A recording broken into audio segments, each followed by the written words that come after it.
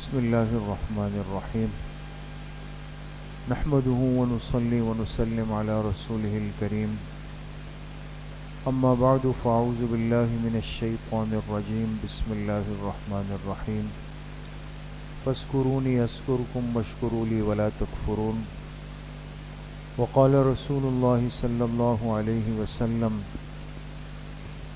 من تواضع للہ رفعہ اللہ صدق اللہ وصدق رسولہ النبی الکریم اللہم صل علی سیدنا و مولانا محمد وعلی آل سیدنا و مولانا محمد وبارک وسلم۔ اللہ سبحانہ و تعالی کا بہت بڑا کرم اور احسان ہے کہ آپ حضرات کے ششماہی امتحانات کے بعد دوبارہ سے تعلیمی سلسلے کے اتصال کا سلسلہ شروع ہو چکا ہے۔ کچھ باتیں آپ حضرات سے کرنے کا آج بڑا دل تھا کہ وہ باتیں آج ضرور کرنی ہیں، لیکن ایک تعداد طلبہ کی آج حاضر نہیں، اور مسئلہ یہ ہے کہ مریض نہیں ہو تو دوائیوں کا نسخہ بے مقصد چلا جاتا ہے۔ بعض دفعہ طلبہ ان مجالس میں موجود ہی نہیں ہوتے جس میں ان کی بیماریوں کے لیے علاج کا نسخہ تجویز ہوتا ہے، وہ خود نہیں ہوتے، بعد میں کہتے ہیں کہ جی مجھے تو پتہ ہی نہیں چلا۔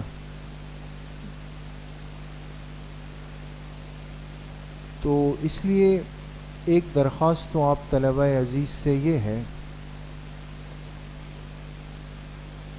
کہ بہت ساری باتیں آپ سے رہ جائیں گی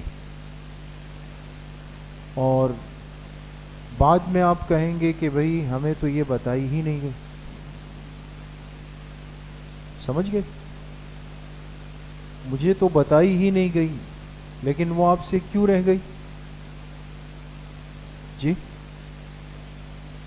وہ باتیں آپ سے کیوں رہ گئی ہوں گی؟ اس لیے کہ آپ موجود نہیں تھے۔ جس مجلس میں بات ہوئی اس مجلس میں آپ کی تشریف آوری نہیں تھی، بعد میں یہ کہنا کہ مجھے بتایا نہیں گیا، یہ آپ غلط بول رہے ہیں۔ تو اس لیے وہ باتیں تو خیر میں آج موقوف کر دیتا ہوں، پھر کسی وقت موقع ملا اور ہمیں لگا کہ آپ کو ضرورت ہے اور طلبہ کی وہ مناسب تعداد موجود ہے تو ضرور انشاءاللہ آپ سے بشرط حیات و بشرط صحت انشاءاللہ ضرور کریں گے۔ امتحانات امید ہے اچھے ہوئے ہوں گے، اور امتحان کا مقصد بھی یہی ہے کہ انسان اپنے منزل کو پانے سے پہلے اپنی کمزوریوں کی اصلاح کر لے۔ اس لیے آپ دیکھیں آج دنیا میں جب بھی کوئی بڑا اور اہم کام ہوتا ہے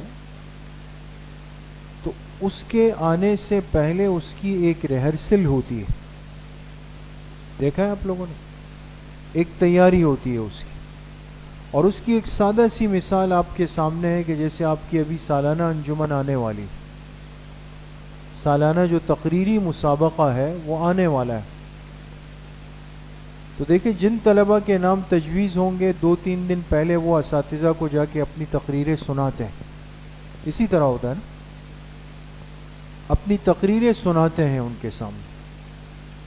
اس کا مقصد کیا ہوتا ہے کہ اگر کوئی آیت میں، حدیث میں، شعر میں، جملے میں، اردو میں کہیں پر کوئی جھول ہے، کمزوری ہے، لچک ہے، تو ابھی سے استاد اس کی اصلاح کر لے، ٹھیک ہے؟ اور جو طالب علم کہے کہ جی میں تو مسئلہ نہیں ہے، تقریر تو ہمارے لیے جو ہے وہ بائیں ہاتھ کی چھوٹی انگلی کی طرح ہے، ابھی تو ہم کھڑے نہیں ہوئے اور سٹیج ہلا کے رکھ دیں گے، تو سٹیج ہلے نہیں ہلے اس کے پیر ضرور ہلتے ہیں پھر، ہے نا؟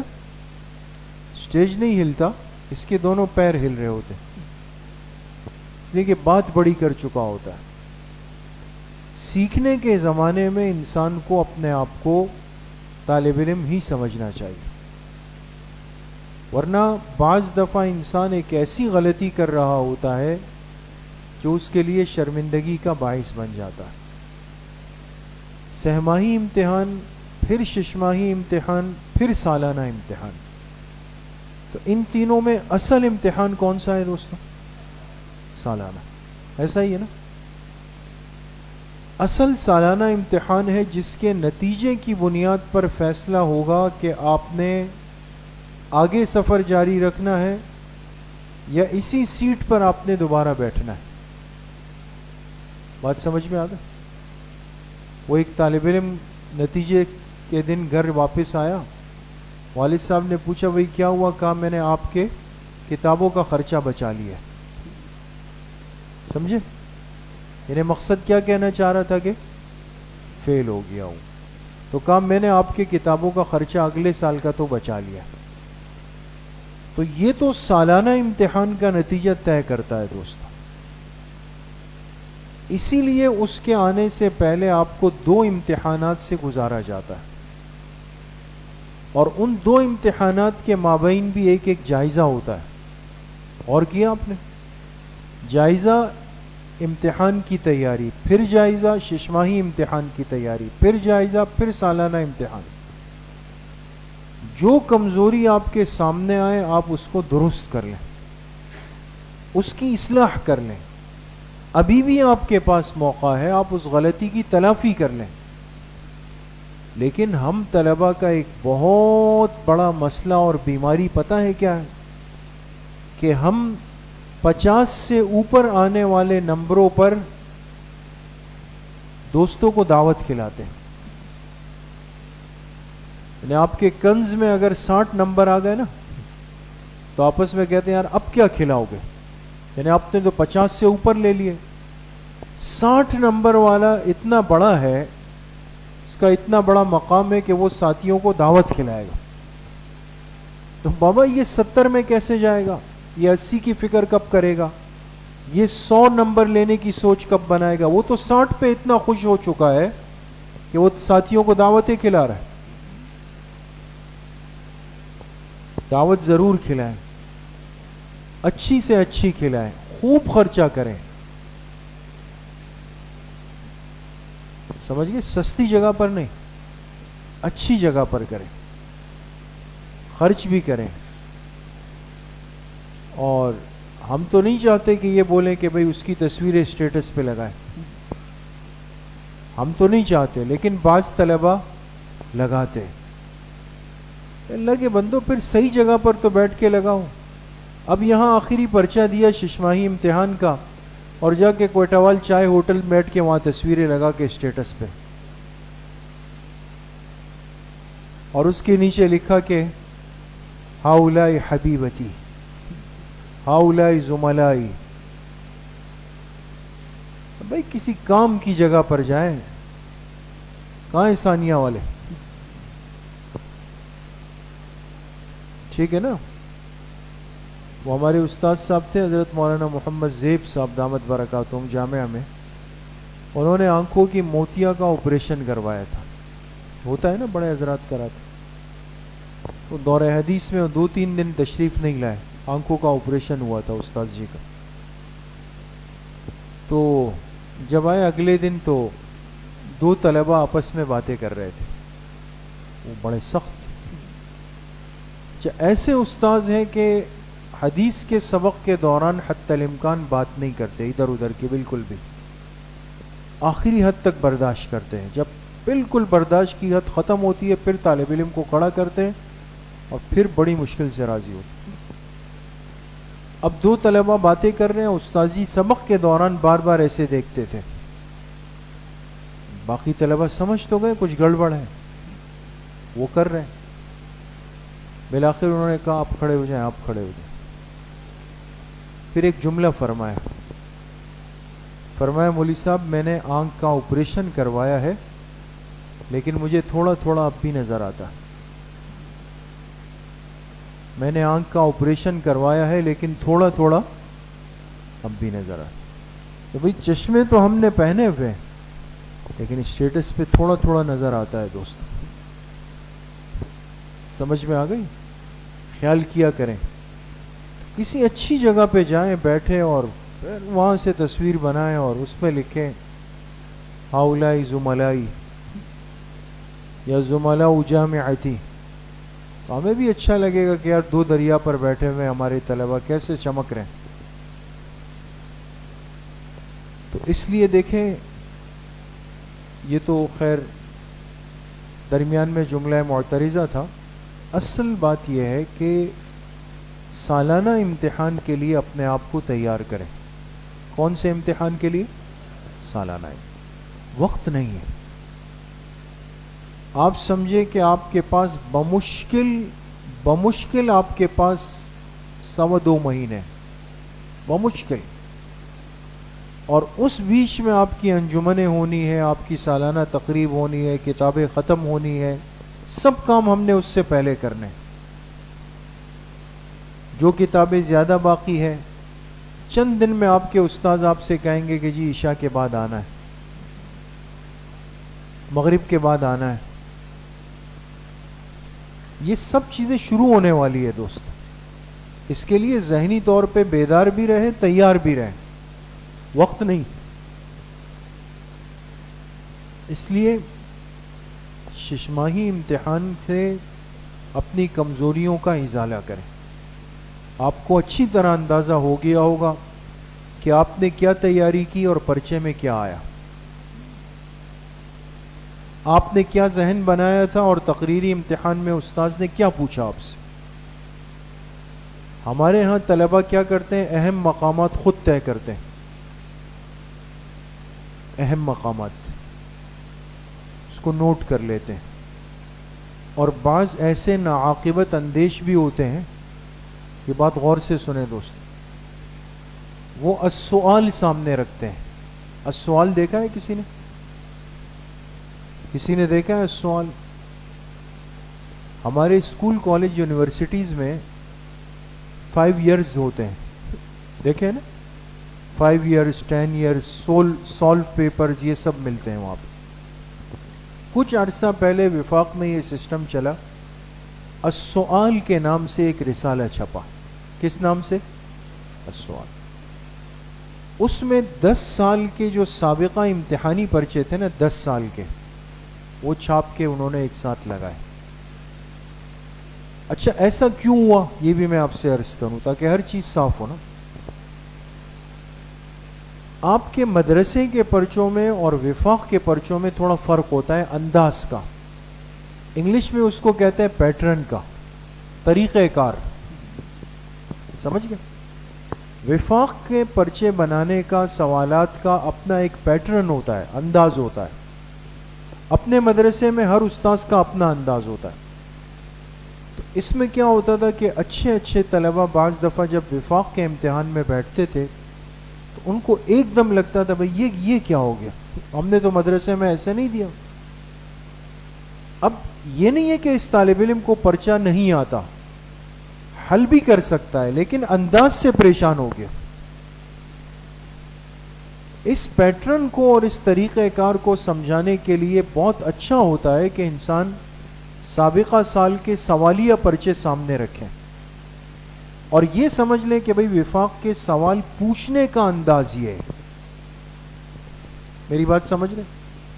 طلبہ نے کیا بیوقوفی کی کہ انہوں نے انہی 10 سالہ سوالات کو سامنے رکھ کر یہ سوچا کہ یہ کیا ہے, اہم امتحانی مقامات ہیں.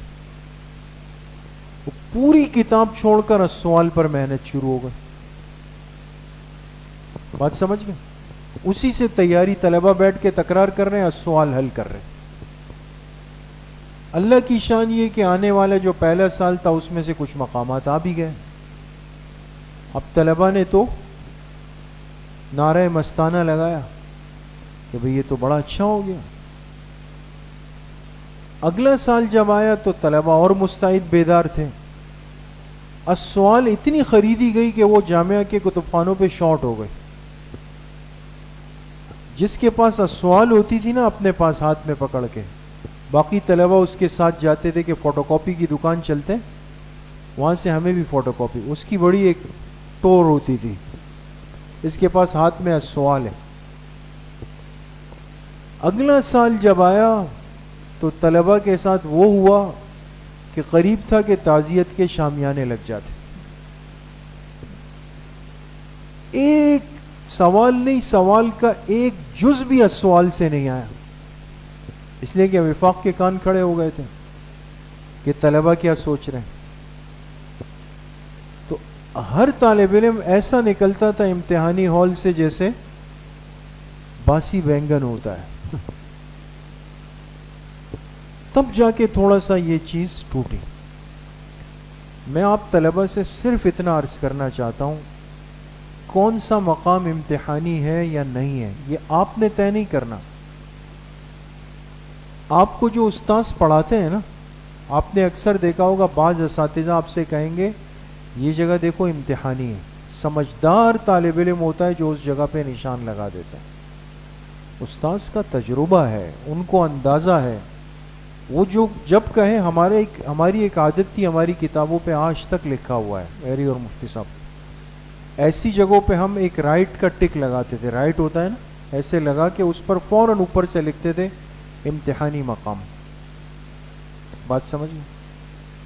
پھر وہ امتحانی مقام 30 ہے، 40 ہے، 25 ہے، 20 ہے، جتنے بھی، جب امتحان کا تکرار کریں گے تو اس کو ترجیحی بنیاد پر، یہ نہیں کہ صرف اس کو رکھیں گے، اس کو اچھی طرح حل کریں اور باقی کتاب کو دیکھیں، اس سے جو راحت اور سکون ہے نا دوستو، آپ خود سے طے کرنے جائیں گے کہ جی میں طے کرتا ہوں، آپ کی کلاس کے امیر طے کریں گے، یا تکرار کرانے والا چغادری طے کرے گا کہ کون سا مقام امتحانی ہے، بہت بڑی تکلیف میں آ جائیں گے دوست۔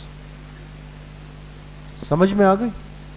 ایک بات خلاصے کی آپ سے عرض کرنی تھی جو آخر میں عرض کر دیتا ہوں کہ ششماہی امتحان کی کمزوریوں کو سامنے رکھ کر اپنے سالانہ امتحانات کی تیاری کریں گے انشاءاللہ۔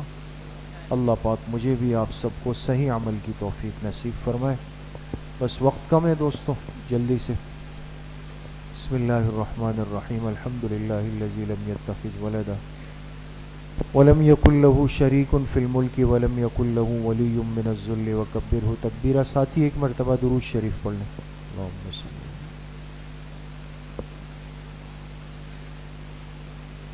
ایک مرتبہ سورہ فاتحہ پڑھ لیں۔ بسم اللہ الرحمن الرحیم۔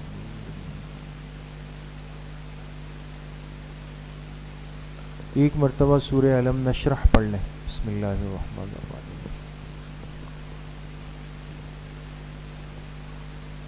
ایک مرتبہ سورہ اخلاص پڑھ لیں۔ بسم اللہ الرحمن الرحیم، قل هو اللہ احد۔ ایک مرتبہ درود شریف پڑھ لیں۔ اللہم صلی علی محمد۔ 7 مرتبہ پڑھیں اللہم یا قاضی الحاجات، اللہم یا قاضی الحاجات۔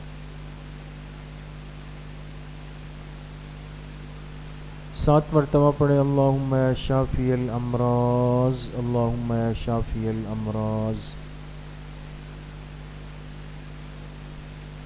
7 مرتبہ پڑھیں اللہم یا ارحم الراحمین، اللہم یا ارحم الراحمین۔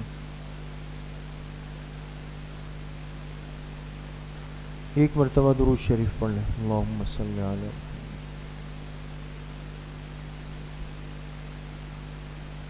3 مرتبہ پڑھیں حسبنا اللہ ونعم الوکیل، حسبنا اللہ ونعم الوکیل۔ ایک مرتبہ درود شریف پڑھیں۔ اللہم صلی۔ 3 مرتبہ پڑھیں یا خفی اللطف ادرکنی بلطفک الخفی، یا خفی اللطف ادرکنی بلطفک الخفی۔ ایک مرتبہ درود شریف پڑھیں۔ اللہم صلی۔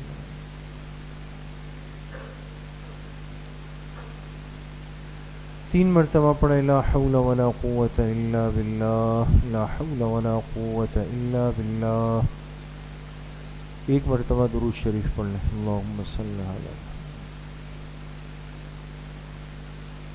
3 مرتبہ پڑھیں الا بذکر اللہ تطمئن القلوب، الا بذکر اللہ تطمئن القلوب. ایک مرتبہ درود شریف پڑھ لیں. اللہم صلی علی محمد.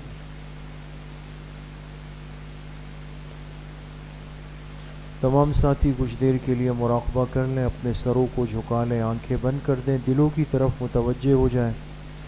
دل میں تصور کریں کہ اللہ کی بارگاہ سے انوارات، فیوزات، تجلیات اتر رہے ہیں اور میرا دل کہہ رہا ہے اللہ اللہ اللہ.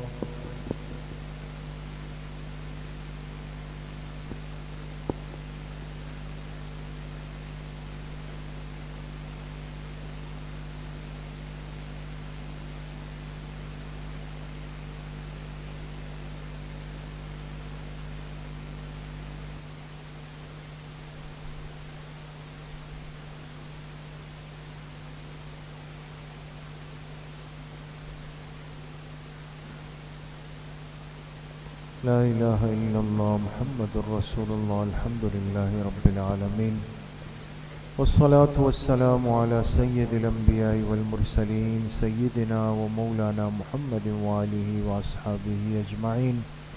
اللہم احسن عاقبتنا فی الامور کلہا واجرنا من خزی الدنیا وعذاب الآخرہ. اللہم احفظنا من كل سوء ومن كل شر ومن كل مکروہ ومن كل ماکر ومن كل حاسد ومن كل مفسد ومن كل شیطان مرید. وصلی اللہ وسلم علی نبینا محمد وآلہ وصحبہ اجمعین برحمتہ. باقی